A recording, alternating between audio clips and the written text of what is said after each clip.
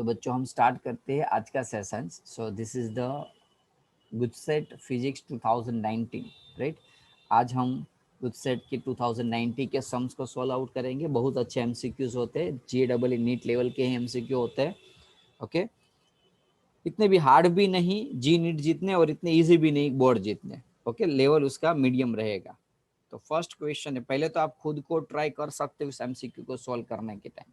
Okay, आप मुझे बता सकते हो इसमें हम क्या करें। देखते हैं कितने स्टूडेंट्स का प्रिपरेशन अच्छा है। बोलो चलो। डायमेंशन सॉल्व कर रहा है, एप्सिलॉन आर म्यू आर, क्या होगा बोलो। डायरेक्ट तो आएगा नहीं, डायरेक्ट आएगा नहीं, क्या करना पड़ेगा बोलो। सी और वी का रिलेशन था, किसी को बताओ तो। V is equal to c upon mu are epsilon, याद आया बच्चों? या mu V by c, sorry c by V is equal to mu are epsilon r. Hello बच्चों, याद आया ये फॉर्मूला? BEC वाला बी, हाँ ना तो बोलो यार, कहाँ से याद आएगा? सब प्रिपरेशन ही नहीं किया है तो। अब देखो ऐसी चीज नहीं याद आएगी तो क्या करोगे सॉल्व एग्जाम के अंदर आपको। तो आपको क्या कर रहा है, mu are epsilon R under root के अंदर है उसका फॉर्मूला फाइंड। तो म्यू आर एप्सिलॉन आर को मेन बना ले, that is equals to C by V. बच्चों सी क्या है? लाइट। तो लाइट क्या MLT होता है? L1T minus 1। स्पीड का फॉर्मूला है ना, लाइट की स्पीड का फॉर्मूला बच्चों। C that is the speed of light, L1T minus v भी स्पीड ही है, लेकिन वो मीडियम के है, लेकिन यूनिट थोड़ा चेंज होगा, सब कुछ कट हो जाएगा। तो M0 L0 T0, तो करेक्ट आंसर क्या आएगा? सी। क्लियर है बच्चों? हाँ ना बोलो। Okay, next. A large distance from the source E and B are in the same phase and decrease in their magnitude is comparatively slow with the distance R. As पर क्या होगा? तो at large distance from the source, source से बहुत दूर जब electric field और magnetic field होगी, उसका रिलेशंस होगा E फॉर इन्फिनिटी डिस्टेंस और more than distance, large distance के लिए। याद रखना ये चीज, फॉर लार्ज डिस्टेंस। उसका भी डेरिवेशन है, लेकिन अभी उसकी जरूरत नहीं है। ओके, क्योंकि जनरली ये वैसे ही काम आ सकता है आपको। For large distance E inversely proportional to, no doubt E is KQ by R square होता है आपके माइंड में, हाँ कि ना। लेकिन वो स्मॉल डिस्टेंस के लिए है। क्या? Small distance. बहुत लार्ज डिस्टेंस के लिए ये फॉर्मूला आएगा। तो इसका आंसर क्या आएगा? R⁻⁻1। क्लियर है बच्चों? ये याद रखना, एक डिराइव किया हुआ इक्वेशन है। ओके, लेकिन अभी मैं आपको डिराइवेशन नहीं बताता हूँ, खाली सॉल्व कर रहे हैं MCQ इसलिए। ओके,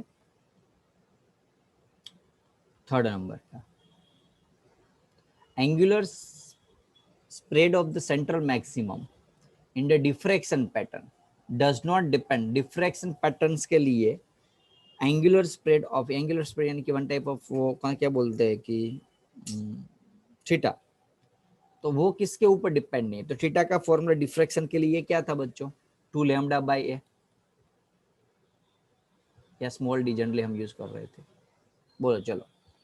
तो उसमें क्या नहीं है देखो, तो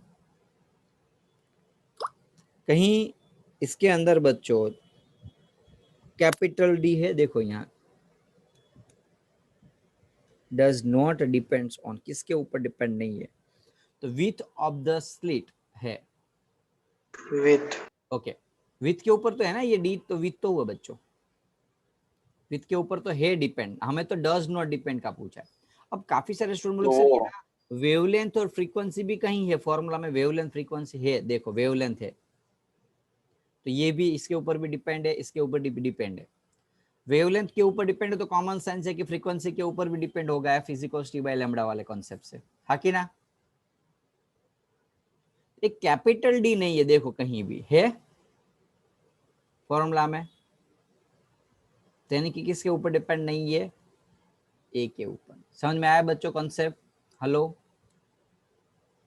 does Yes, sir. Not depend, तो फॉर्मूला में जो आ रहा था वो नहीं आएगा उसके सिवा का answer. Ratio of the resolving power of the telescope when light of wavelength 4400 angstrom and 5500 angstrom are used is.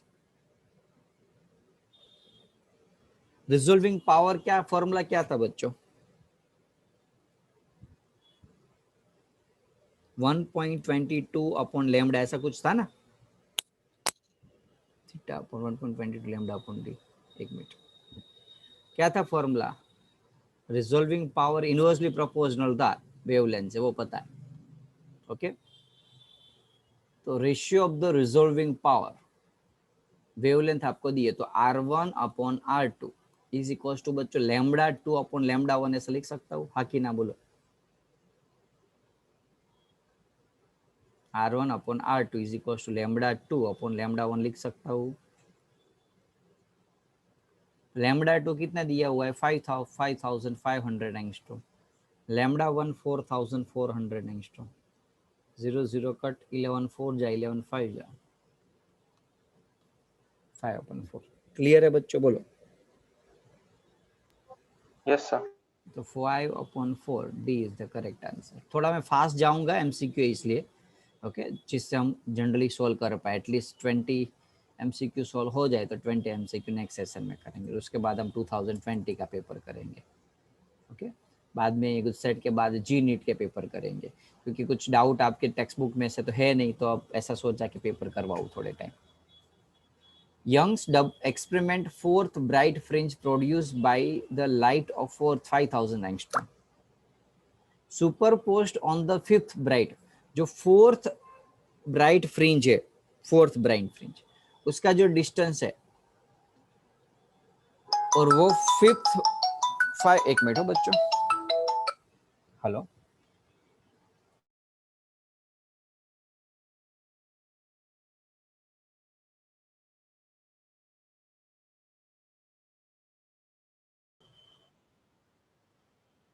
आपको आवाज आई? ये मैंने ये कुछ सुनाई दिया आपको? Yes, sir. वो वॉइस रिकॉर्डिंग ऐसा कुछ, कोई गर्ल्स बोली, ऐसा आवाज आया आपको भी? Recording process. आया ना? हाँ, ये जूम वाले ने कुछ चेंज किया वैसा लग रहा है अभी। चलो, तो Young's experiment fourth bright fringe produce by the light of 5000 angstrom, यानी कि जो फोर्थ ब्राइट फ्रिंज का जो डिस्टेंस होगा वो कितना होगा? बोलो चलो, जिसको हम जनरली हम क्या लिखते थे, x4 और x5। बोलो चलो, क्या था formula? n lambda d by d. n lambda d by D, yes good. Okay, n lambda d by D. दूसरा क्या होगा बोलो? सेम यही चीज, यहाँ n की जगह 4 डाल देंगे, 5 लैम्डा d अपॉन डी। अब देखो, इसके लिए ये लैम्डा 1 होगा, इस लैम्डा 2, बाकी ये कैपिटल डी स्मॉल डी तो कांस्टेंट ही होगा, क्योंकि एक ही एक्सपेरिमेंट है, यंग स्प्लिट, तो एक ही जो चीज है, तो डबल स्प्लिट की विथ और डिस्टेंस भी सेम ही होगा, खाली वेवलेंथ हम चेंज कर रहे हैं। समझ में आया? एक्सपेरिमेंट वही है, समझो भाई, ये स्मॉल डी और कैपिटल डी, बस खाली यहाँ से जो वेव भेज रहे हैं उसकी वेवलेंथ अलग अलग है, लैम्डा 1 और लैम्डा 2। बाकी ये capital D small D cut हो गया 4, लैम्डा 1 कितना दिया था? 5000 angstrom is equal to 5 lambda, तो लैम्डा को मेन बना लो तो आंसर आ जाएगा। क्लियर है? सॉल्व करो तो बच्चों। हेलो, हाँ ना बोलो? Yes, sir. ओके, कर लोगे सॉल्व? चेक करो तो 5 यानी कि 4000, यानी कि ये कुछ ये आता होगा शायद आंसर, नहीं एंगस्ट्रॉम में है ना, हाँ 4000 एंगस्ट्रॉम, ये आंसर आएगा। ओके, कट करोगे तो 5 डायरेक्टली कट हुआ तो 4000 एंगस्ट्रॉम, तो 10⁻⁻10 Yes, sir. है तो एंगस्ट्रॉम। वैसे आंसर में एंगस्ट्रॉम लिया है, इसलिए आप यहाँ ना लिखो, डायरेक्ट एंगस्ट्रॉम लिखो तो भी चलेगा। चलो, ये आपका final answer, 5th number, 6 number का।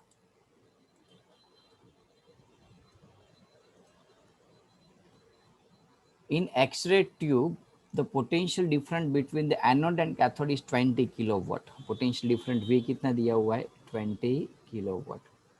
अ current flowing through them I की वैल्यू 1.6 मिली एम्पियर दी है. The number of electron striking the anode in 1 second. Time 1 second है, तो आपको फाइंड करना है n की वैल्यू, नंबर ऑफ इलेक्ट्रॉन. बहुत इजी है बच्चों, ये आपको कंफ्यूज करने के लिए दिया हुआ. I is equal to Q by T formula था, जब काफी बार हम Q is equal to N into E का लिखते थे, क्योंकि इलेक्ट्रॉन की बात की है यहाँ, n इंटू ई बच्चों. Okay, I 1.6 milli ampere, n number of electron कितना दिया हुआ है,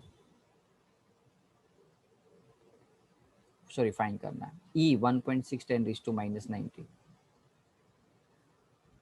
T कितना है? Time 1 second. सो n की वैल्यू आपको मिल जाएगी. क्लियर है बच्चों? बोलो.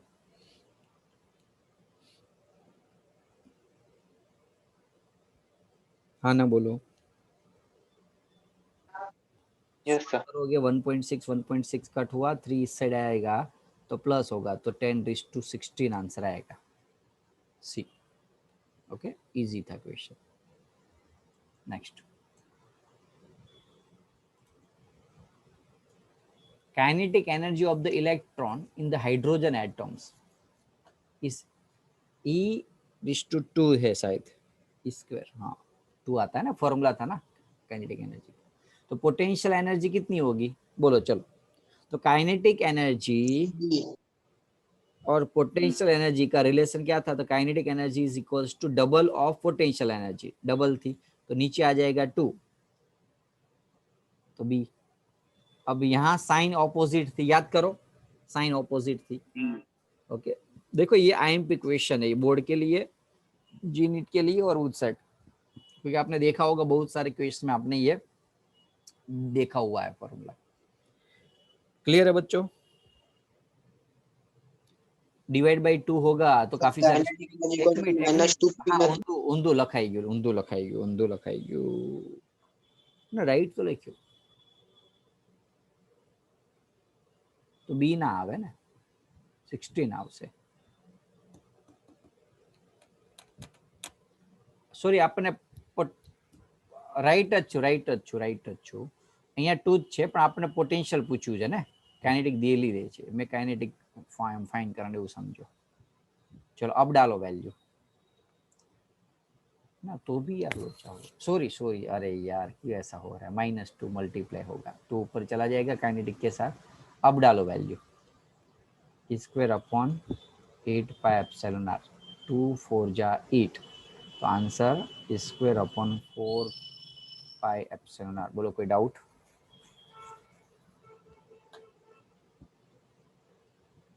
क्लियर है? हाँ ना तो बोलो यार. Yes, sir. yes. एक मिनट, तो ये क्या हो रहा है? नीचे क्यों नहीं जा रहे? हाँ,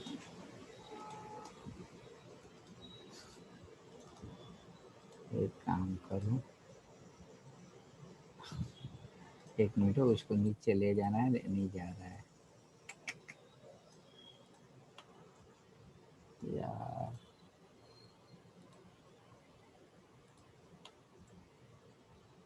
कुछ गड़बड़ हुई है. चलो इसमें सॉल्व कर लेते हैं. एक्स की वैल्यू फाइंड करनी है. एक्स की वैल्यू कैसे करोगे बोलो? जगह नहीं इसमें ट्राई कर रहा हूँ उसको नीचे ले जाने का, लेकिन थोड़ी दिक्कत हो रही है मुझे.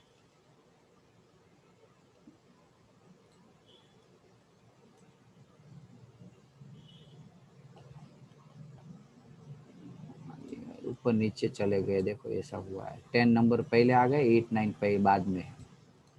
पहले 8 सॉल्व कर लो. चलो, हाँ, वेवलेंथ ऑफ द लास्ट कहाँ तक हुए थे? 7 हुए ना. 10 बाद में कराता हूँ, पहले 8 9 कंप्लीट कर लेते हैं.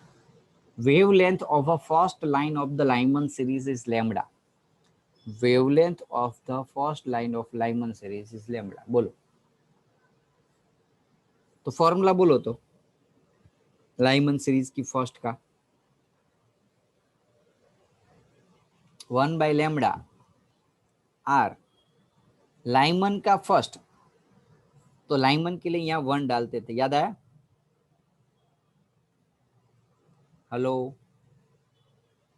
और Yes, sir. दूसरा है पाशियन, पाशियन के लिए क्या डालते? लाई बापा, तो 3 डालते थे। अब यहाँ क्या डालू? चलो फर्स्ट सीरीज हो ना, फर्स्ट लाइन जब भी बोले तो याद रखो 1 के बाद की वैल्यू डाल देनी है। 3 के बाद है 4। बोलो पता चला ना, जब फर्स्ट सीरीज बोले पूछे तो। ऐसे ही सेकंड सीरीज पूछे तो यहाँ 1 के बाद 3 डालना है और 3 के बाद यहाँ 5 डालना है। पता है कि नहीं ये चीज कॉन्सेप्ट बच्चों? अब आपको क्या करना है, रेशियो ले लो। तो रेशियो लोगे तो आर आर कट हो जाएगा। ये है लाइमन सीरीज और ये है पार्शियल सीरीज। तो आपको इसकी लेमड़ा, इसकी वैल्यू दी है लाइमन सीरीज की, खाली लेमड़ा, तो आंसर लेमड़ा के फॉर्मेट में आएगा पार्शियन का। कर लोगे बच्चों सॉल्व? हेलो, अभी जगह नहीं है इधर इसमें, चलो करा ही देता हूँ। सॉल्व करो तो ऊपर ऊपर क्या आएगा बोलो? चलो 1/1, 1/4, नीचे पार्शियल 1/9, 1/16, लेमड़ा पी नीचे लेमड़ा, 4 एलसीएम 4 - 1, 19 और 6, 9 और 16 एलसीएम बोलो तो 144. पक्का? तो मल्टीप्लाई हुआ है 69 जा, तो ऊपर 16 और ये 9, 3/4, 16 और 7/144, 3 × 144/4 × 7। क्या आ रहा है आंसर? देखो तो कटिंग करो पहले। इसका आधा 2, शायद ये 7 से कट होता है ना, नहीं होगा। इसका आधा 2, इसका आधा 72, 36, 36 3 जा 108 divided by 7। A is the correct answer. Clear? ऐसे आंसर भी दिया हुआ है। ओके बच्चों, क्वेश्चन समझ में आ गया कि नहीं? सॉल्व भी कर दिया वेरीफाई करने के लिए हमने। कोई डाउट हो तो बताओ।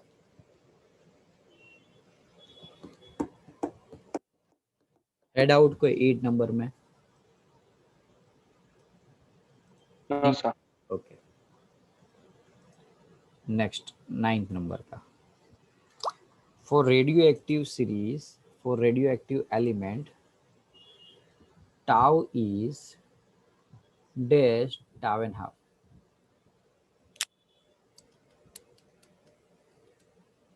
चलो क्या करें इसमें बोलो?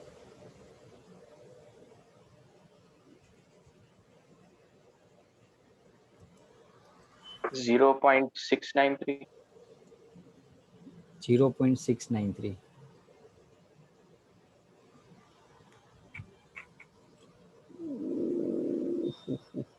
लेकिन हम उल्टा 0.693 का रेसिप्रोकल करो तो तू जो बोल रहा है सही है, लेकिन मुझे यहाँ उल्टा पूछा हुआ है। आप तू जो बोल रहे हैं आंसर इसका बोल रहा है।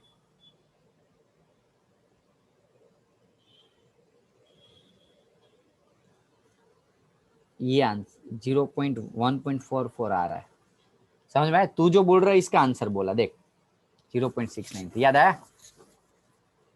Yes, sir. और यहाँ उल्टा पूछा हुआ है। क्वेश्चन है ना आपको कंफ्यूज करने के लिए। देखो इतना ही कंफ्यूज कर, टाउ इज इक्वल टू क्या होगा?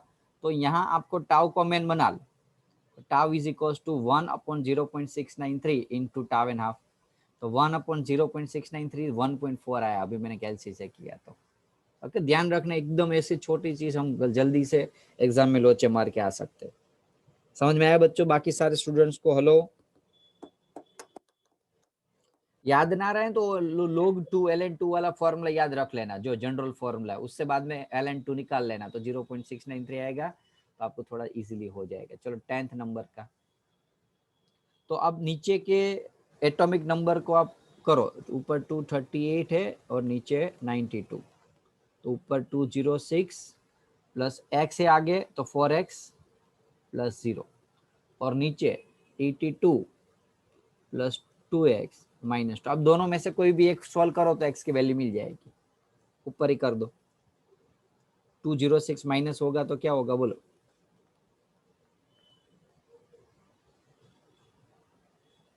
बोलो।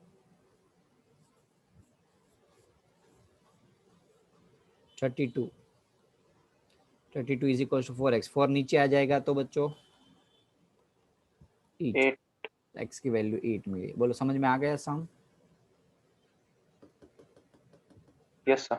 ओके चलो 11th नंबर का।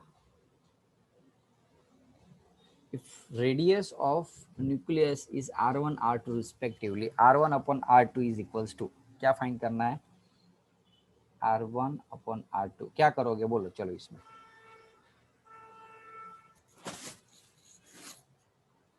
सोचो। अरे हमारे पास एटॉमिक मास है, वो फॉर्मूला लगा दो। r इज इक्वल्स टू क्या था formula? r not a raise to 1/3।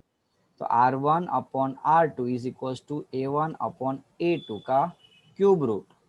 a1 64, a2 27, cube root 64 का 4, 27 का 3, 4 अपॉन 3। क्लियर ना? Yes sir. चलो 4 pn junction, intensity of electric field E दिया हुआ है 1 इंटू 10⁶। डिप्लेशन लेयर यानी कि डी। बोलो किसका कौन सा फॉर्मूला डालेंगे यहाँ? v फाइंड करना है।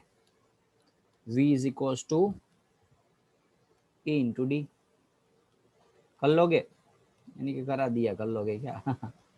ओके आंसर जो भी आ रहा हो देख लेना। शायद ये 3 0 है तो ये होगा 7 और 10⁻⁻1 0 पॉइंट और ये 5 है। 5 इंटू 10⁻⁻1 तो 0.5 आएगा, देख लो। ओके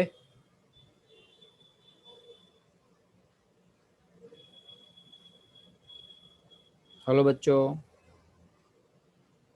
क्लियर है कि नहीं बोलो?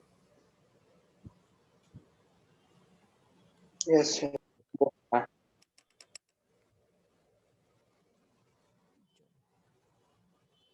13 नंबर का।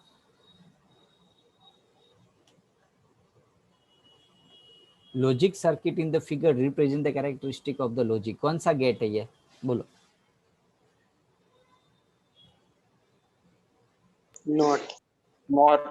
Not gate. याद रखना जब ये ऐसे ज्वाइंट कर दिया ना तो ये जो बीच वाला गेट है ना कोई काम का नहीं रहेगा, बस बाद में जो गेट है डॉट यानी कि नॉट गेट काम आएगा। सेम यही चीज यहाँ भी आप नॉट गेट लिख सकते हो वो वाले केस में, याद है ना? एंड वाले केस में, नंद वाले केस में। ये एक्चुअली नॉर गेट है लेकिन उसको क्या कर दिया? अर्थिंग ज्वाइंट कर दिया, इसलिए खाली नॉट ही गेट काम करेगा और गेट काम करेगा नहीं। क्लियर है? चलो 14 नंबर का। एक काम करो बच्चों, रीजॉइन कर लो। चलो